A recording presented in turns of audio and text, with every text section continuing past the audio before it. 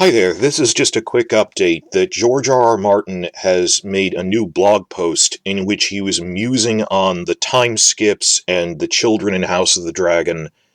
There's 2 points to this. The first one is he did confirm openly and publicly that Alicent's fourth child, Daeron the Daring, is in the TV show. He's just not in season 1.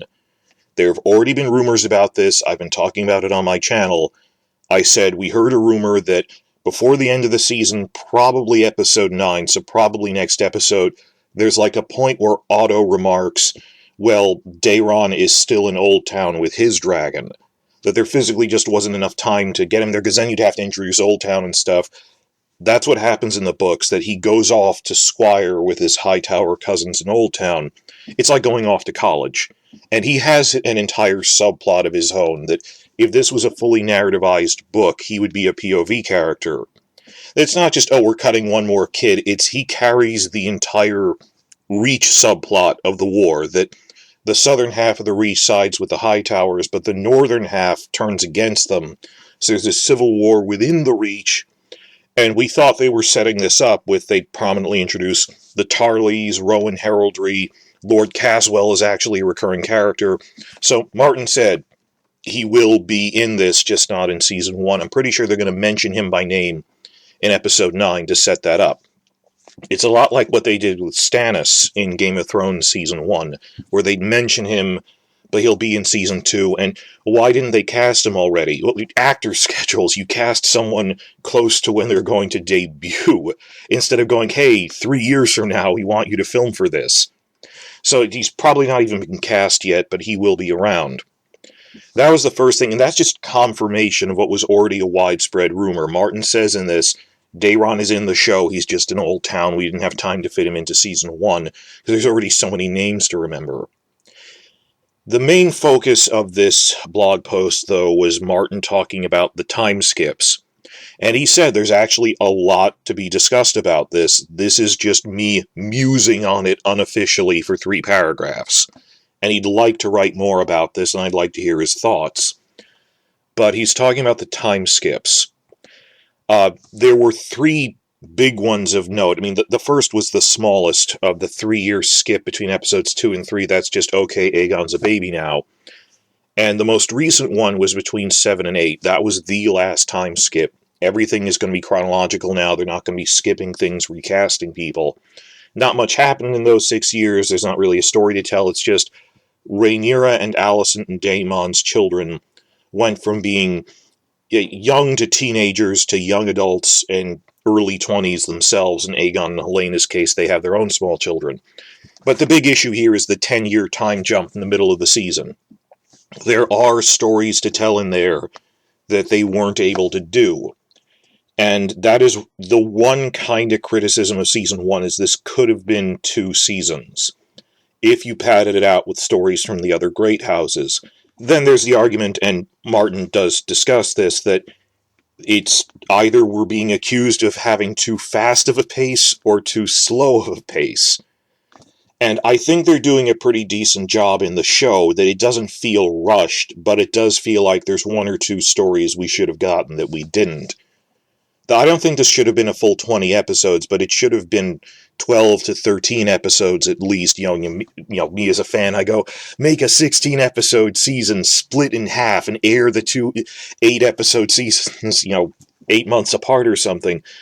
But Martin does discuss in this blog post, we could have gotten all of these stories in if this was a 13-episode season. Problem, though, is that would have taken forever to film, because quality over quantity, that they already had such a long production run. To add another 3 episodes would have made the production run even longer. It would have strained this to the limit. My answer to this is I think they should make one-shot specials that are released during the off-season, 2 or 3 hours at most, just almost as an anthology covering this is what happened during the 10-year gap, in this case. And pad it out with stories of all these characters who were introduced in Season 2, like Cregan Stark, Jane Arryn, show young Cregan and young Jane, and go region by region showing this is their origin story, as like a vignette for 10 minutes. and it could turn into like a 2-hour TV movie. And I think HBO would really want to do that because then they'd be eligible for the Emmy category of TV, movie, or short form thing, right? They love getting Emmys, so make something in the TV movie range as like an anthology showing these are collected stories from the 10-year gap. That's what I'd like to do. That's what I'm campaigning for them to do. And we could do it like 5 years from now because it's a 10-year gap. Millie and Emily could age into it.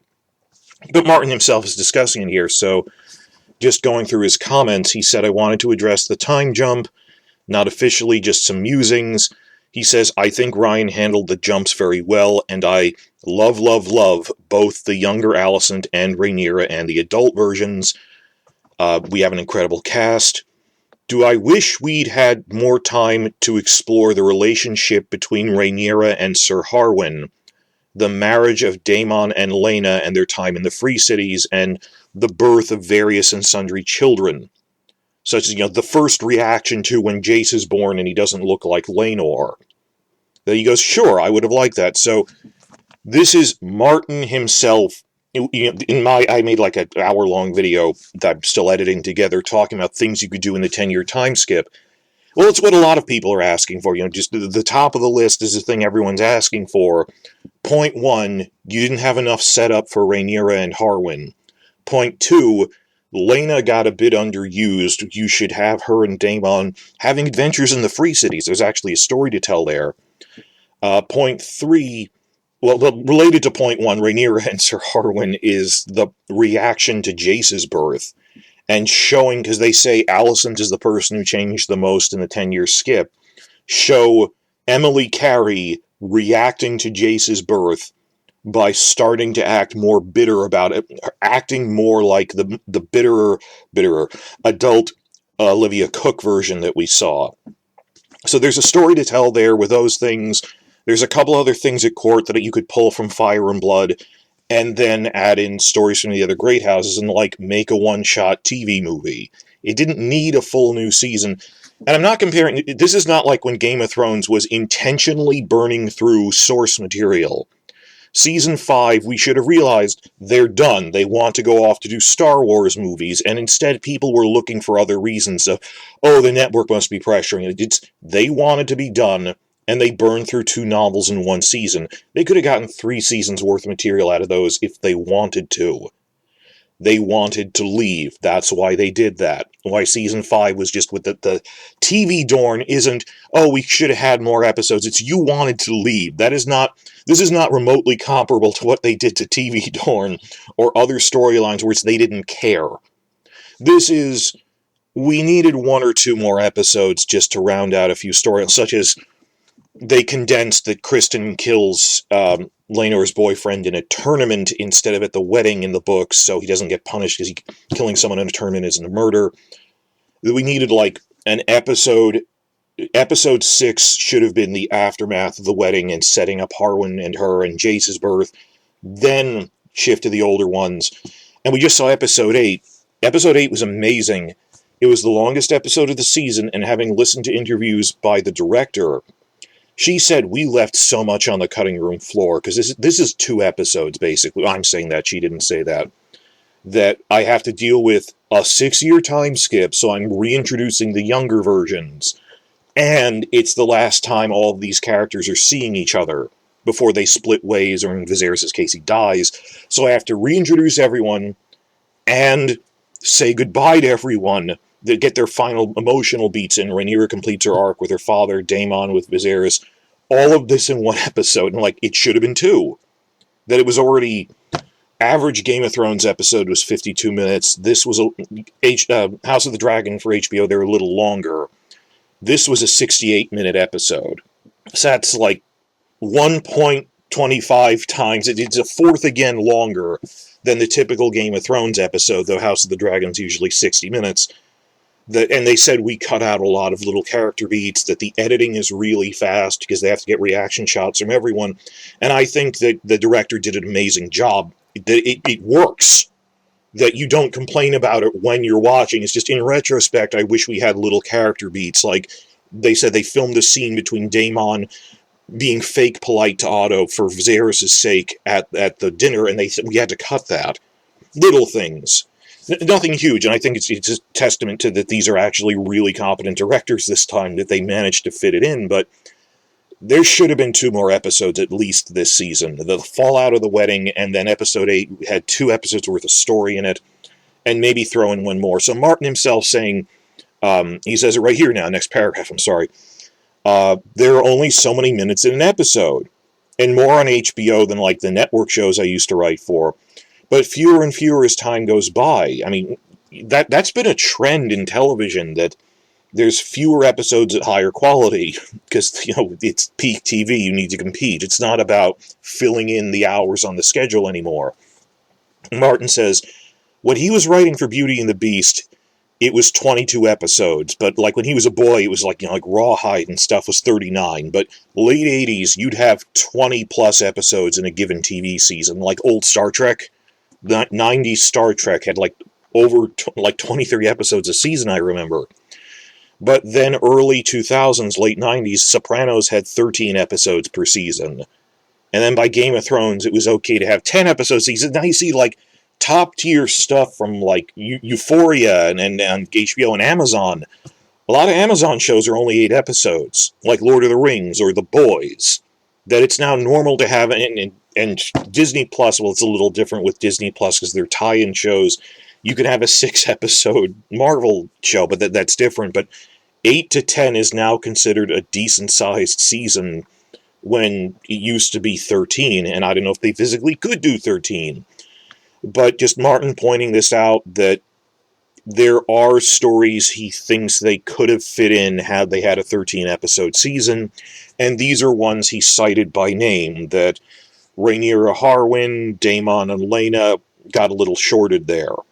I don't think, there is a time skip, so you can sneak that in. It's not like when Game of Thrones crammed things in. They just swept it in of stuff happened during the 10-year gap, which needed to happen because it's a generational story. So I've been working on this like hour-long video, cross-referencing things the TV show needed, like, obviously give a token explanation of why Kristen got away with this, just for the sake of the TV continuity, show Laena and Daemon, Jace's birth, Harwin with Rhaenyra, and then stuff from the other great houses in the royal court. From thoroughly, and I've been thinking on this for 2 years, you understand. Back when we thought maybe Rogue Prince, the first novella, actually would be 2 seasons. I was arguing it for it to be 2 seasons a year and a half ago. And everyone said, oh, come on, they're not going to fill out. It isn't a full 20 episodes, but it's more than 10. That I sat down and just doing a really close reading of, okay, this is what every great house is doing during the reign of Viserys. Some of this they mention retroactively, like they don't mention what Cregan Stark was doing in the novella The Rogue Prince, because it's focused on Rhaenyra and Alicent, but okay, during that time period, we could squeeze in the story of Cregan, the story of the Arryns. We could actually show the Tullys with the Blackwoods and the Brackens and all the Muppets with the Tullys. So just this is sort of my trailer for that, because Martin himself happened to be discussing this of, this could have had like 2 more episodes worth of content. Make a TV movie as an anthology. You'll be eligible for more Emmys. So next video I'm posting, I'm still editing it together. Please check out the almost hour-long thing where I go over, if you were to make a TV movie anthology covering the 10-year gap, what stories are there to tell? And I think, yeah, you could tell a pretty good TV movie in anthology format, tying all these story elements in together.